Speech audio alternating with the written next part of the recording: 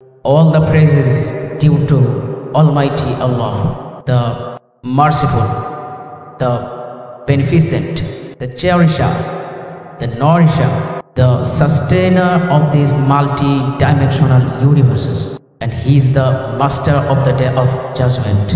He is powerful over everything. In His hand is all good. And of course, our sincere greetings and the heartiest salutations to our beloved Prophet Muhammad Rasulullah sallallahu alaihi wasallam, peace be upon him.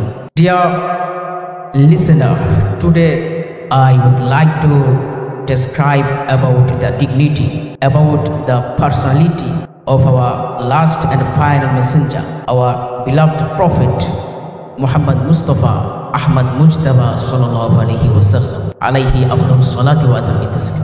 Allah Rabbul Alamin কুরআনুল কারীমের মধ্যে তিনি বলেন, قد جاءكم من الله